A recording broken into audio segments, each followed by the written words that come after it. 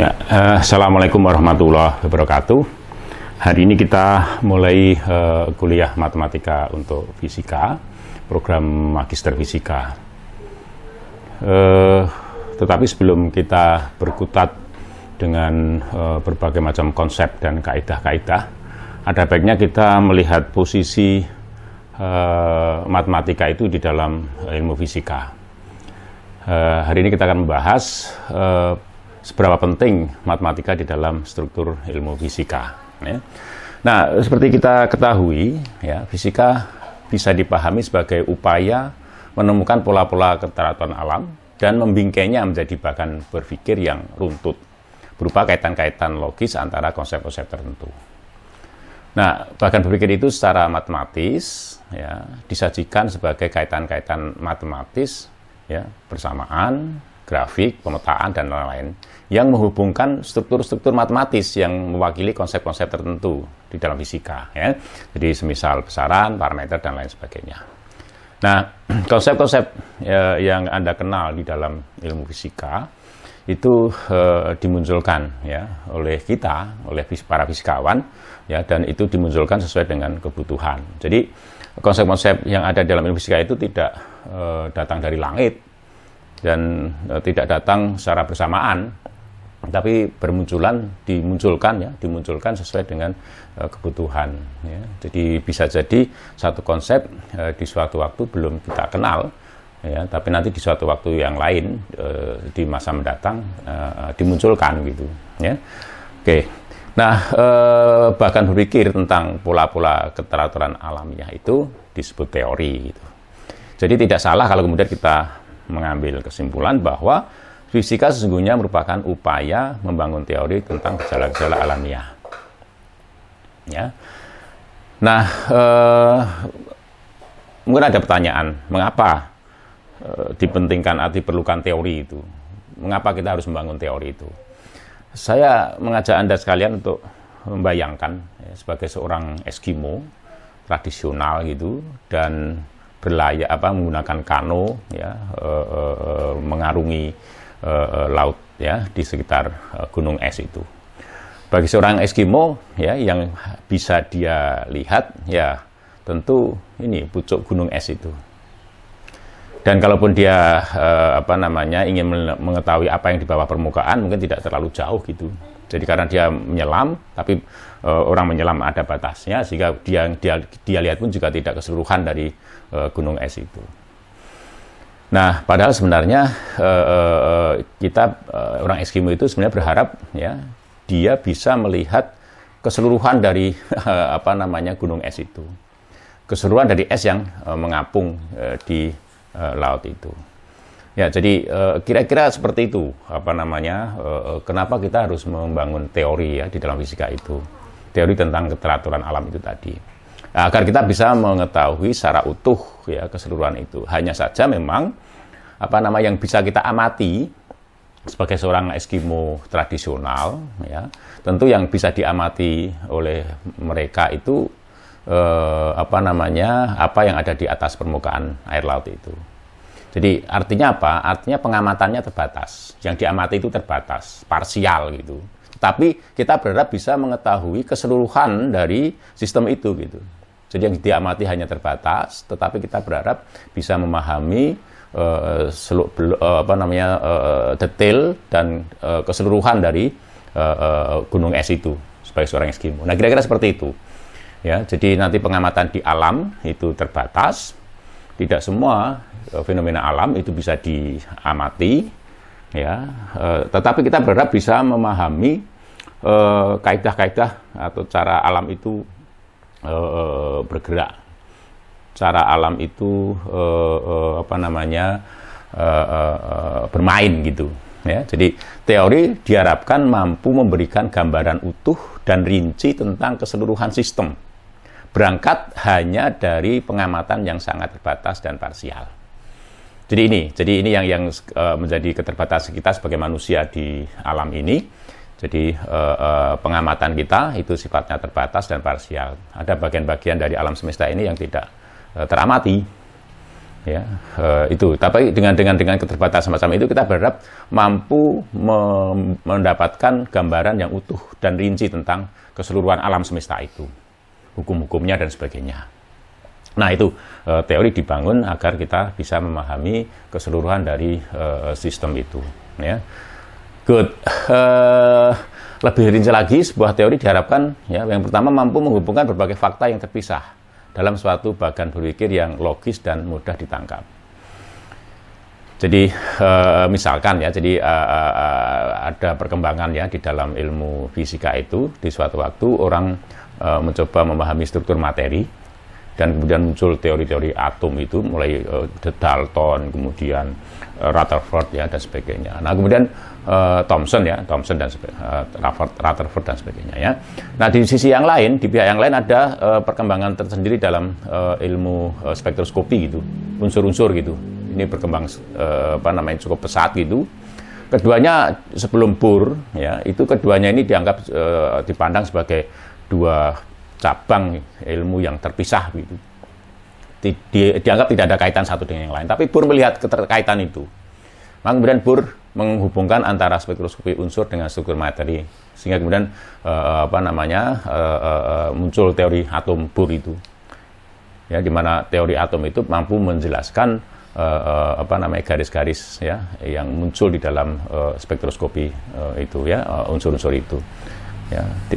Good. Nah, kemudian yang kedua memberikan gambaran tentang kaitan-kaitan baru, yakni menjelaskan kaitan antara fakta-fakta lama dan fakta-fakta yang baru.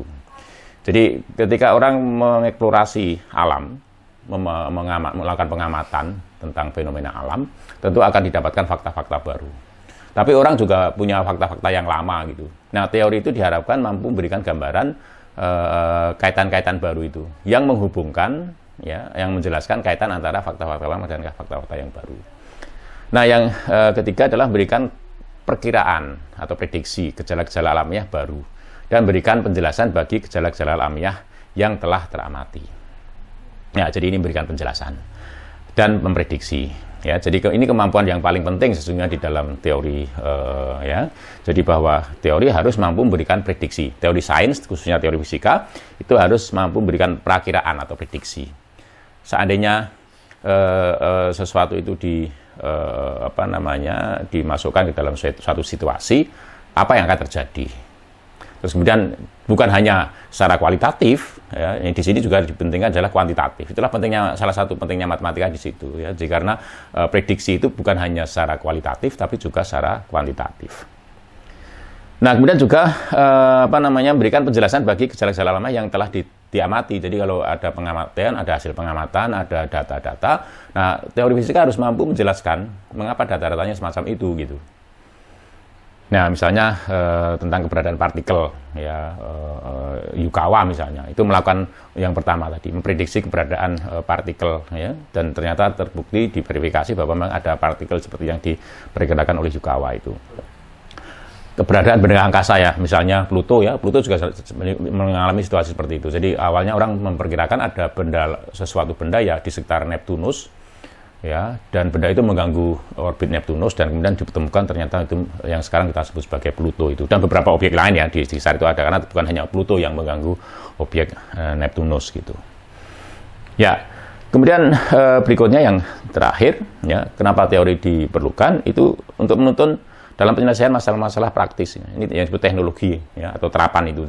Jadi dengan adanya teori fisika itu kemudian teknologi itu akan sangat berkembang, sangat pesat itu. Orang bisa membayangkan seandainya tidak ada teori fisika, teori kuantum misalnya, bagaimana perkembangan teknologi yang ada saat ini. Jadi tidak bisa dibayangkan gitu, ya. Jadi seandainya orang tidak mengkonstruksi, mengusulkan atau menyusun teori kuantum.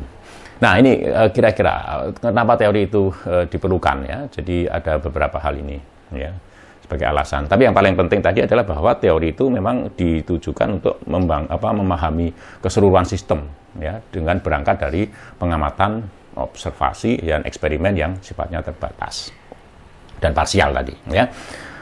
Good. Ya, sekarang kita coba lihat, ya, sebelum kita memahami peran ilmu matematika di dalam fisika. Coba kita lihat sekarang sedikit tentang anatomi ilmu fisika, ya. Jadi di dalam ilmu secara umum ya, filsafat ilmu ya. Jadi ada objek formal ya dari cabang ilmu itu, ada juga objek material gitu.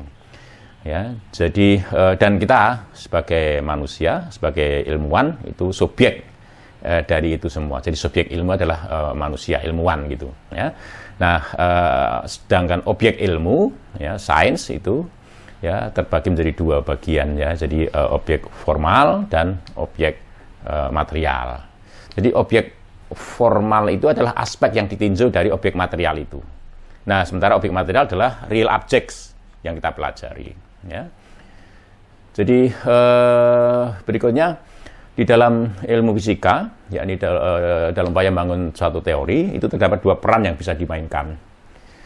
Jadi yang pertama adalah fisika teoritis, ya, jadi theoretical physics gitu. Nah, tugas dari fisika teoritis ini, peran yang dimainkan di dalam sebagai fisikawan teoritis ini adalah memberikan perkiraan atau predicting, ya, lalu membangun model, ya, memberikan penjelasan. Jadi sebenarnya membangun model ini juga dalam kaitan memberikan penjelasan tentang hasil-hasil eksperimen atau pengamatan, ya. Kemudian merancang. Jadi ini dalam fisika teoretik itu ada 4 peran yang bisa dimainkan, ya. Jadi dalam hal ini merancang itu misalnya adalah merancang fenomena. Jadi merancang fenomena alam. Teknologi kan semacam itu. Jadi teknologi sesungguhnya adalah manipulasi fenomena alam. Nah, dalam rangka melakukan manipulasi itu orang harus merancang fenomena alam itu agar sesuai dengan yang kita inginkan gitu. Jadi oleh karena itu fisika teoritis itu juga berperan di dalam merancang atau di dalam pengembangan teknologi karena memiliki peran merancang teknologi itu, merancang fenomena alam agar terjadi sesuai dengan apa yang kita inginkan. Nah, peran yang berikutnya ya dimainkan di dalam fisika eksperimental atau observasional gitu. Nah, di dalam hal ini kalau Anda berperan di masuk ke fisika eksperimental, maka Anda berperan menguji model atau rancangan yang sudah dibuat oleh fisikawan teoritis gitu. Lalu menjelajahi gejala-gejala alamiah, exploring. Jadi artinya Anda melakukan pengamatan, eksperimen ya semau Anda, dan Anda kemudian dari pengamatan itu Anda mendapatkan data-data. Nah, data-data itu kemudian harus dijelaskan ya oleh fisikawan teoritis. Yang terakhir adalah mengumpulkan data dan fakta. Ya sama. Jadi ini kerja kalau dua peran ini bekerja secara sinergis ya, bahu-membahu gitu, maka perkembangan ilmu fisika akan sangat pesat itu, seperti yang kita pahami saat ini ya. Nah, fisika teoritis memerlukan matematika yang semakin rumit ya. Jadi ya bahkan sering terjadi ya seorang fisikawan teoritis itu harus membangun sendiri matematika baru guna mencapai tujuannya, karena matematika yang cocok dengan keperluannya belum tersedia. Ya, jadi ini harus mungkin sebagai contoh yang masyhur adalah Newton ya. Jadi Isaac Newton itu harus membangun kalkulus ya di dalam rangka untuk mengembangkan mekanikanya itu. Ya, mekanika maupun teori gravitasinya itu. Jadi itu keduanya membutuhkan piranti matematik yang saat itu belum tersedia gitu. Jadi para matematikawan belum menyediakan itu. Maka kemudian Isaac Newton harus membangun sendiri perangkat atau piranti matematik itu yang kita kenal sebagai kalkulus. Meskipun di lain pihak, di tempat yang lain, Leibniz ya juga mengembangkan hal yang sama, tetapi berangkat dari misi atau tujuan yang berbeda. Jadi kalau Leibniz hanya kreativitas matematik semata, tapi kalau Newton didorong oleh pengembangan teori fisika. Ya. Yang kedua adalah bahwa fisika eksperimen ataupun observasional itu juga merupakan peralatan eksperimen atau observasional yang semakin canggih dan ekstrim gitu. Nah, fisikawan eksperimental atau observasional bahkan harus merancang dan membangun peralatan laboratoriumnya sendiri sesuai keperluan. Ya, jadi ini menjadi semacam kaidah atau Jadi bahwa terobosan di dalam ilmu fisika itu ya itu selalu diawali dengan ini perancangan alat-alat baru yang ekstrim, ya, yang ekstrim, ya, jadi fenomenal gitu, ya. Jadi seperti misalnya adalah konsep tentang galaksi, ya. Jadi konsep tentang galaksi. Jadi galaksi-galaksi itu sebenarnya ditemukan sebelum konsep tentang galaksi itu diperoleh itu. Karena waktu sebelum konsep galaksi itu didapatkan, ya, atau dikonstruksi, dibangun, ya, itu orang sudah mengamati keberadaan objek-objek, ya, yang disebut sebagai kabut antar bintang. Dan orang belum tahu apa itu kabut antar bintang. Dikira kabut antar bintang itu ya ada di sekitar bintang-bintang yang diamati di alam semesta itu, di langit itu. Tapi kemudian dengan suatu teropong, ya, teleskop yang cukup ekstrim waktu itu, ya, Edwin Hubble kemudian mendapatkan fakta bahwa yang selama ini disebut sebagai kabut-kabut antar bintang itu sesungguhnya berada di luar bintang-bintang yang kita amati itu. Jadi artinya bahwa ada struktur-struktur, dan ternyata kabut-kabut antar bintang itu tersusun atas bintang-bintang itu, yang berada jauh di luar bintang-bintang yang ada yang kita amati di sekitar kita ini. Maka kemudian konsep galaksi itu muncul. Galaksi kita adalah galaksi Bima Sakti, dan ternyata kabut-kabut antar bintang itu adalah galaksi-galaksi lain yang ada di jauh, ya, di luar galaksi Bima Sakti itu. Nah, di situ, ya, jadi adanya alat yang ekstrim itu kemudian membawa kita kepada pemahaman yang baru, ya, konsep baru gitu. Jadi tentang galaksi itu. Sebagai contoh, contoh yang lain misalnya adalah ketika orang mendapatkan alat, ya, Kamerlingh Ons, ya, mendapatkan alat untuk menurunkan temperatur bahan hingga sekitar 0 Kelvin gitu. Ya, itu seperti kalau kita turun menggali bumi, ya. Jadi semakin ke bawah kita akan menjaga semakin berbagai hal yang mungkin tidak pernah kita lihat di permukaan bumi. Ya, kita melihat berbagai hal yang aneh, yang ya kita anggap aneh karena baru pertama kali kita lihat gitu. Nah, sama, jadi ketika kita mampu menurunkan temperatur bahan hingga sekitar 0 Kelvin, maka kita mendapatkan berbagai macam fenomena. Salah satu fenomena yang mungkin dikenal adalah fenomena superkonduktivitas itu, atau superfluiditas, ya. Jadi itu fenomena alam yang diamati ketika temperatur bahan, ya, itu atau temperatur itu cukup rendah gitu, di sekitar 0 Kelvin. Nah, itu alat ekstrim gitu, ya. Jadi selalu alat ekstrim akan membawa kita kepada terobosan-terobosan di dalam fisika. Nah, seperti yang saya katakan tadi bahwa di dalam sains itu ada dua objek, ya, jadi objek formal dan objek material. Jadi objek material adalah the real objects yang kita pelajari itu. Jadi objek nyata, real yang kita pelajari itu. Dan objek formal adalah aspek, ya, yang dari objek real itu. Jadi aspek. Jadi misalnya manusia itu kan ada aspek psikologis, kejiwaan, ada aspek fisik, ya, gitu. Nah, tentu di situ ada dua cabang ilmu yang berbeda, yakni psikologi dan ada biologi misalnya, ya, anatomi gitu misalnya. Jadi keduanya berbeda tentu saja. Meskipun objek realnya itu sama, ya, ini manusia. Nah, objek formal inilah yang membedakan satu cabang ilmu dengan cabang ilmu yang lain, ya. Jadi dua cabang ilmu bisa memiliki dua objek material yang sama, tetapi objek formal inilah yang membedakan antara kedua cabang ilmu itu. Jadi kalau kita ingat misalnya dalam ilmu fisika, maka objek-objek formal itu kita sebut sebagai prinsip-prinsip dasar, ya. Jadi ada elektromagnetisme, ya, kemudian elektrodinamika, mekanika klasik, termodinamika, gravitasi, dan sebagainya. Ini adalah objek-objek formal di dalam ilmu fisika. Nah, sama-sama yang dipelajari itu adalah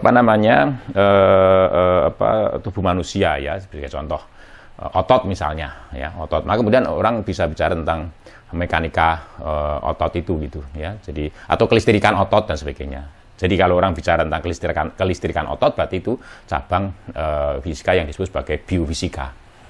Tapi kalau orang bicara tentang proses-proses fisiologi dan sebagainya, itu biologi gitu, ya. Good.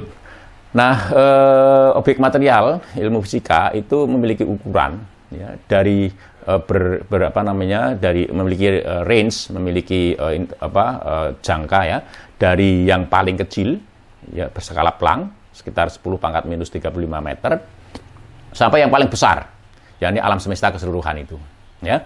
Kemudian dari sisi temperatur, ya, temperatur, maka objek material ilmu fisika itu mulai dari yang temperatur cukup rendah, ya sekitar 0 Kelvin, sampai dengan yang 15 juta Kelvin. Ya, itulah maka kemudian di dalam ilmu fisika dikenal ada 4 fase ya material itu. Ada 5 fase material. Bukan hanya tiga wujud zat, tapi ada 5 wujud zat ya. Nah, kemudian dari sisi kecepatan, jadi dari yang diam memiliki kecepatan 0 sampai dengan yang memiliki kecepatan maksimum ya, kecepatan cahaya dalam ruang hampa ya. Jadi itu objek material ilmu fisika memiliki kecepatan dalam range semacam itu. Kemudian secara kerapatan, jadi objek material ilmu fisika mulai dari yang vakum sampai dengan yang sangat tinggi. Jadi black hole ya, misalnya contoh yang memiliki kerapatan yang sangat tinggi. Jadi bintang neutron, bintang katai putih ya, itu contoh-contoh objek material yang memiliki kerapatan yang cukup tinggi. Orang menyebutnya sebagai compact objects. Jadi ya tadi kerapatannya sangat tinggi. Good. Nah, kemudian dari objek yang dikatakan sebagai objek yang hidup, benda-benda hidup maupun benda-benda yang mati. Jadi tadi sudah saya sebutkan sebagai biofisika ya. Jadi biofisika adalah cabang ilmu fisika yang mempelajari benda-benda hidup gitu ya. Tentu yang dipelajari adalah aspek fisikanya ya. Jadi aspek fisikanya ya. Good. Sehingga kemudian yang kita sebut sebagai material objek, jadi objek material ilmu fisika itu adalah seluruh apa yang ada di dalam alam semesta itu. Jadi seluruh objek atau seluruh benda yang ada di alam semesta itulah yang menjadi objek material ilmu fisika. Oke. Nah, tadi oleh karena itu kemudian kita bisa mengambil kesimpulan semacam ini ya. Jadi secara taksonomi ya, maka ilmu fisika bisa dipisahkan berdasarkan tujuannya atau perannya tadi. Berdasarkan tujuannya ya. Jadi fisika maupun fisika terapan. Ya, jadi fisika itu tadi memahami perilaku alam ya. Jadi kemudian fenomena alam ya. Jadi mencoba mempelajari keteraturan pola-pola ya, keteraturan alam. Ya, kemudian memikirnya dalam kaidah-kaidah berpikir yang atau bahkan berpikir yang logis gitu ya, yang menghubungkan beberapa konsep yang ada di fisika. Nah, kemudian bagaimana kita bisa merancang, mengatur ya fenomena alam itu, itulah kemudian muncul fisika terapan. Jadi kemudian berdasarkan peran dalam kajian maka ada fisika teoretik, ya, ada fisika eksperimen ataupun eksperimental ya, ataupun observasional. Ya. Kemudian berdasarkan objek material ya tentu banyak ya. Jadi ada fisika partikel, ada fisika bumi, atau geofisika ya, ada fisika atom, fisika nuklir, fisika plasma, fisika komputasi. Jadi yang menjadi objek kajian adalah proses komputasi itu.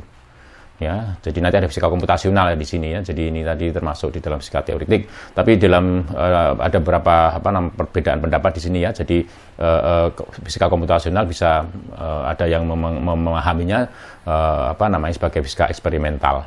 Ya, tapi nggak masalah itu ya. Jadi ini tergantung kepercayaan masing-masing. Tapi yang saya maksud dengan fisika komputasi di sini bukan fisika komputasional, tapi fisika yang pelajari proses komputasi gitu.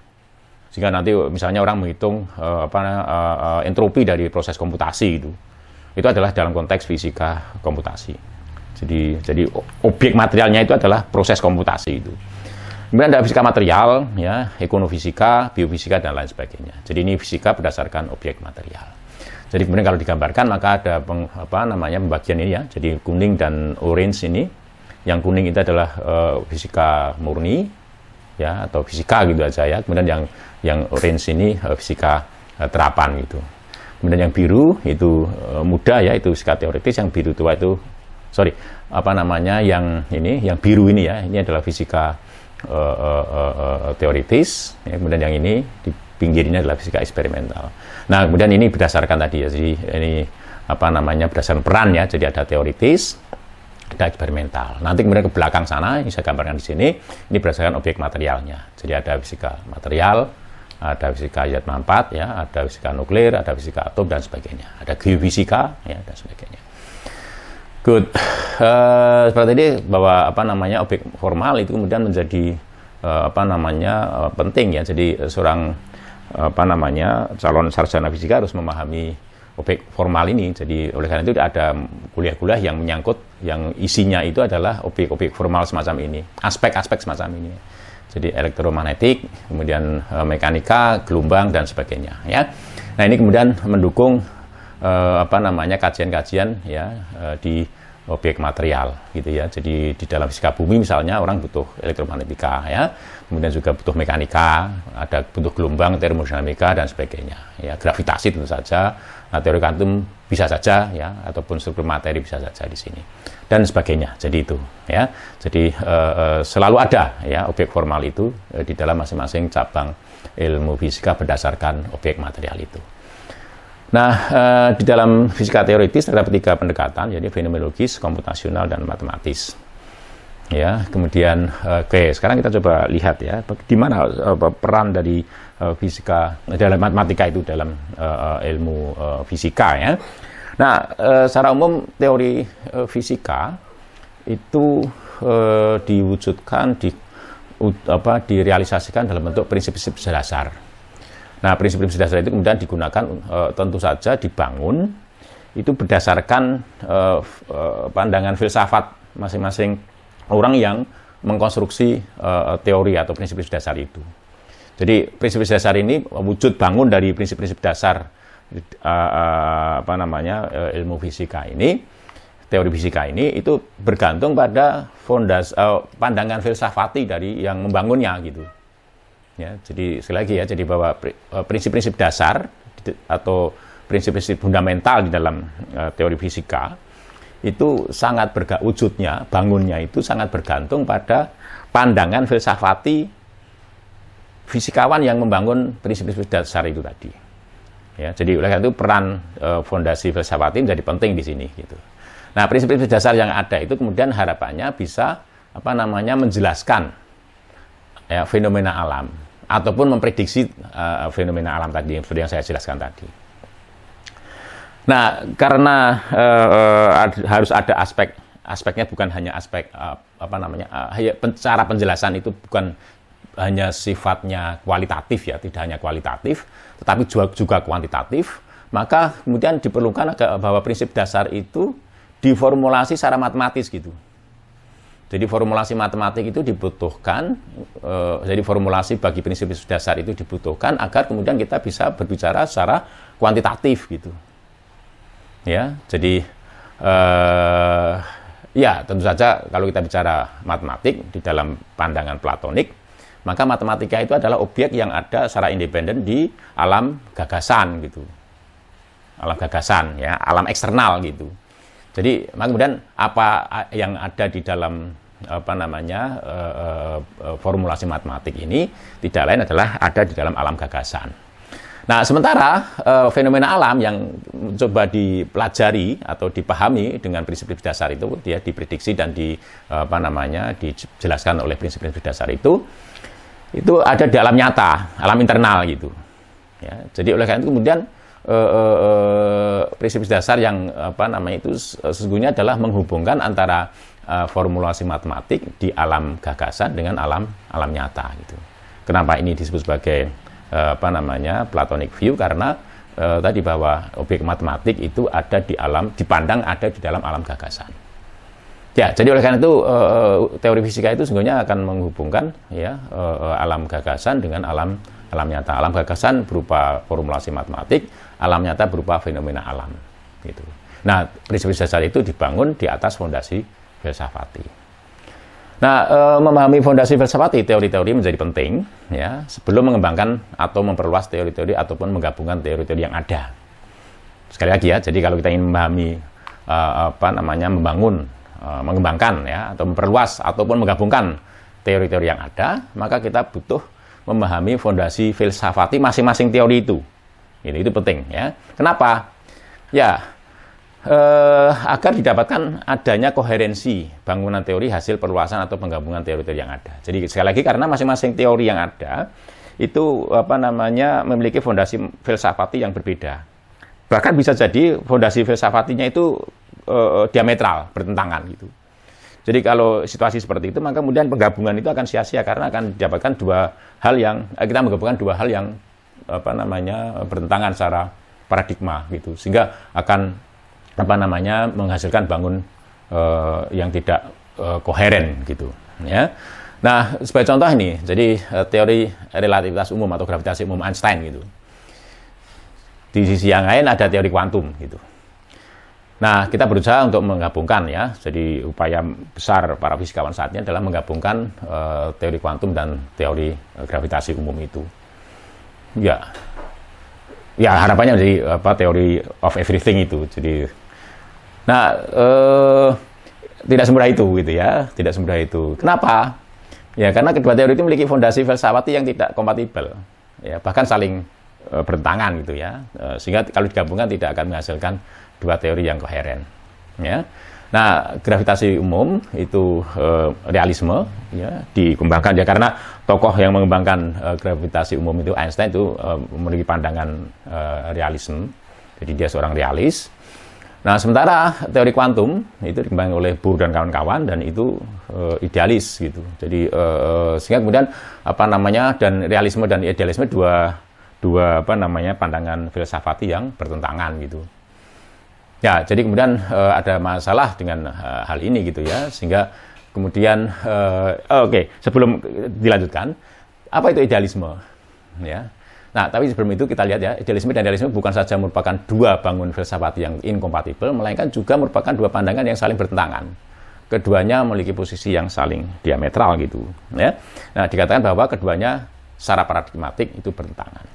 Nah, ini yang sudah saya katakan tadi, bahwa keduanya memang akan sangat sulit digabungkan di antara teori kuantum dan gravitasi tadi ya, itu sangat sulit digabungkan karena kita berhadapan dengan tembok ini. Ya, tembok tinggi semacam ini.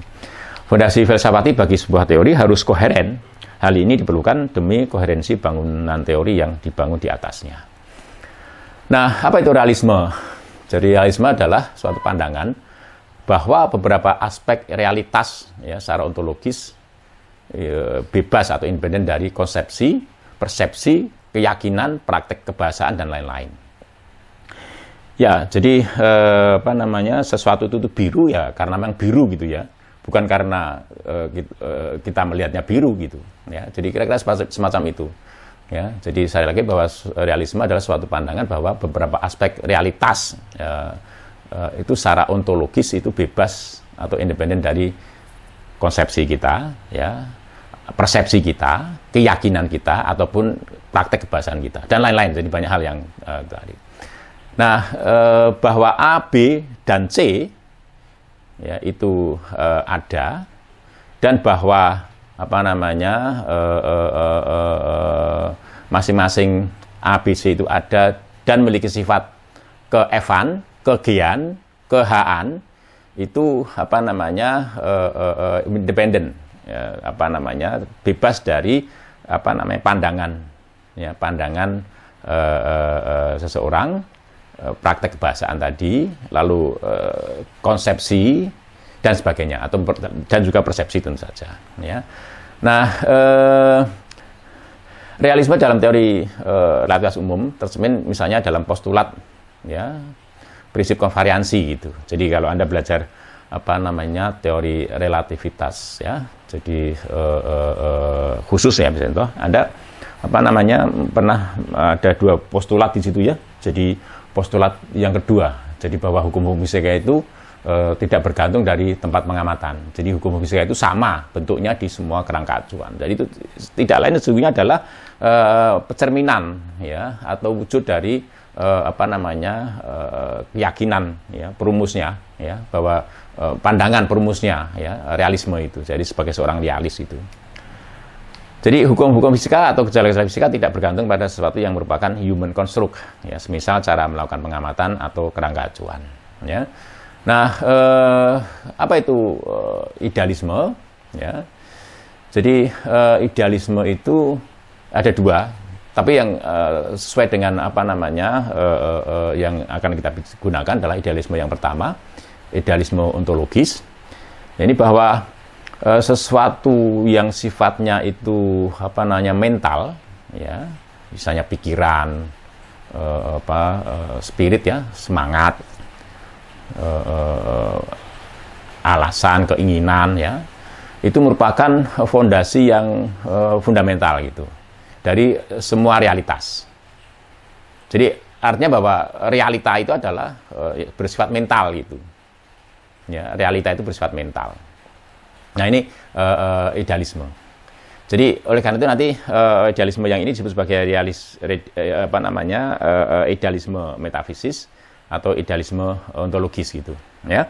Nah, yang kedua ini ya, kita nggak bicarakan, itu disebut sebagai idealisme formal atau epistemologis.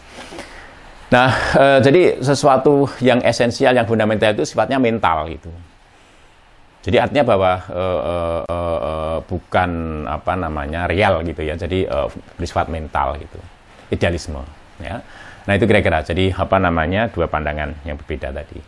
Nah, di dalam teori kuantum ya, idealisme ini menjadi fondasi filsafatinya gitu. Jadi yang idealisme ontologis itu tadi yang menjadi fondasi filsafati bagi teori kuantum. Hal ini tercermin dalam postulat tentang peluang probabilitas yang dihitung dari vektor keadaan ataupun fungsi gelombang. Dan tercermin juga dalam pengukuran kuantum, upaya untuk mendapatkan pengetahuan tentang sistem. Ya, jadi sebelum kita melakukan pengukuran, kita tidak tahu tentang sistem itu. Jadi pengukuran ataupun realitas jadi partikel itu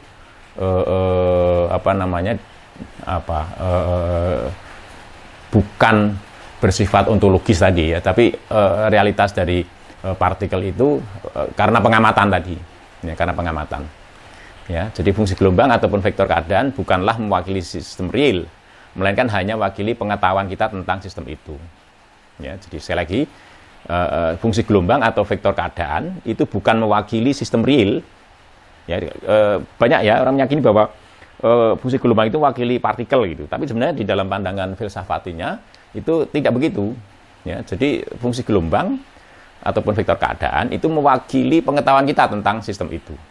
Ya, jadi ini saya rasa sangat tegas di sini. Jadi bahwa dalam teori kuantum itu pandangan idealisme itu sangat kuat gitu. Ya. Nah, pengukuran atau upaya untuk mendapatkan pengetahuan tentang sistem mempengaruhi perilaku sistem. Ya, jelas ya. Jadi pengukuran mengganggu. Jadi dalam mekanika kuantum diketahui bahwa pengukuran tidak ada pengukuran yang tidak mengganggu itu ya. Jadi karena semua orang kalau dalam mekanika klasik ya orang bisa mengurangi gangguan dari pengukuran itu. Tapi dalam mekanika kuantum tidak bisa. Ya, jadi upaya untuk mengetahui sesuatu itu memengaruhi realitas sesuatu itu. Itu kira-kira seperti itu. Ya. Nah, oleh karena itu kemudian diharapkan ada rekonsiliasi antara realisme dan idealisme. Karena kita ingin menggabungkan teori kuantum dan gravitasi umum, sementara teori kuantum berlandaskan atau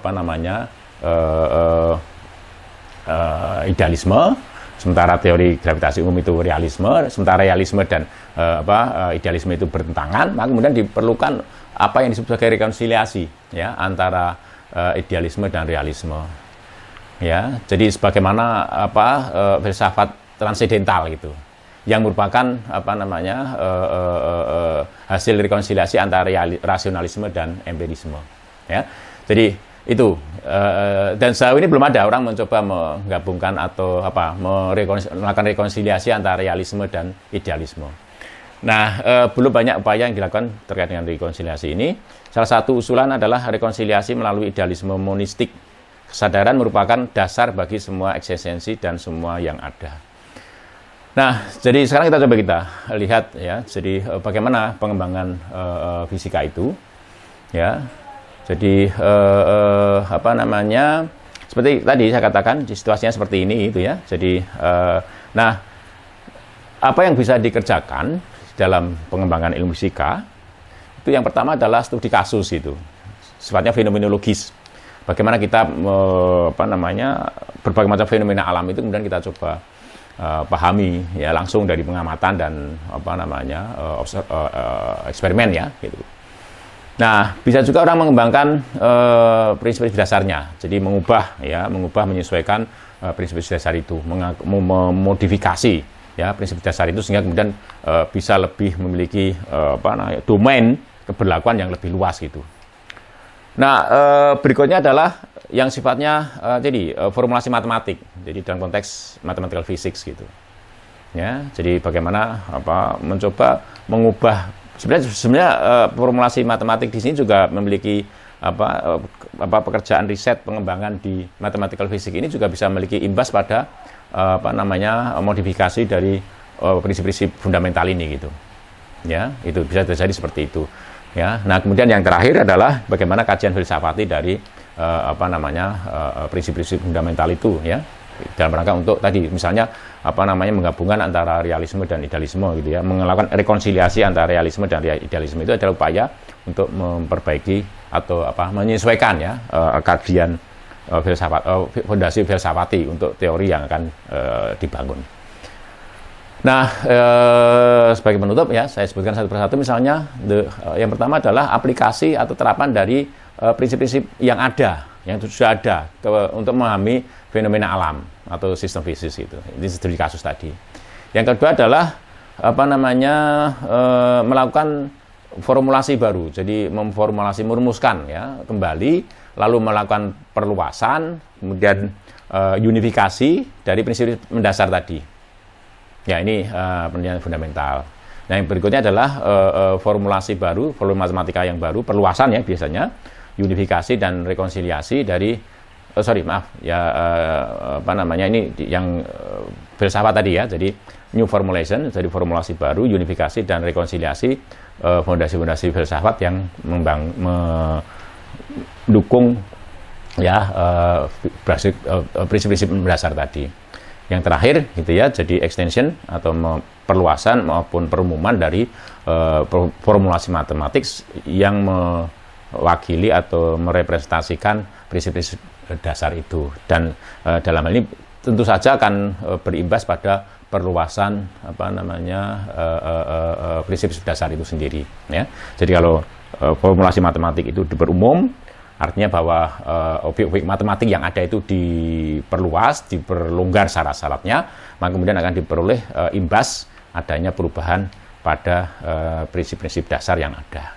Nah, itu saya rasa ya, jadi kita melihat betapa pentingnya matematik di dalam ilmu fisika ya. Terima kasih. Assalamualaikum warahmatullahi wabarakatuh.